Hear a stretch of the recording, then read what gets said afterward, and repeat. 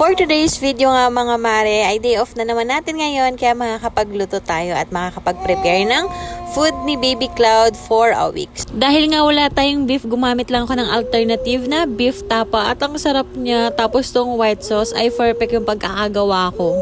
After ko nga gumawa ng chicken shawarma and kumain na rin kami, ay nag-proceed na ako sa paggawa ng food ni Baby Cloud for the week. Gulay lang naman to na steam, broccoli, carrots, and then yung okra. Binlender ko lang, ginawa kong puree.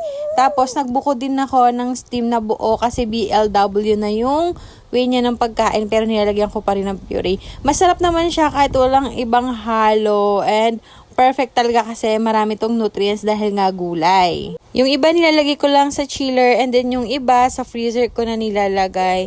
Mahirap kasi mag-prep ng food every day kaya ito yung pinaka-easiest way para sa akin na makapag-prepare sa kanya ng food na healthy pa rin. Hindi pa naman picky eater si Cloud kaya kahit anong binibigay sa kanya kinakain niya pa rin pero hindi niya nauubos yan.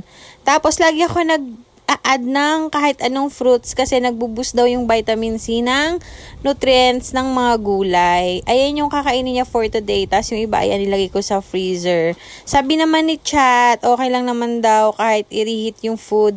Hindi naman daw siya matatanggalan ng nutrients basta tama yung pag-reheat at hindi pa ulit-ulit.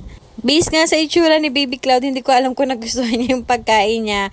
Pero ayan, kain pa rin siya ng kain. At sinusubuan ko rin siya ng puree. Kasi usually talaga, lahat ng mga pagkain niya ay halos lahat nakakain. At konti lang talaga yung napupunta sa tiyan niya.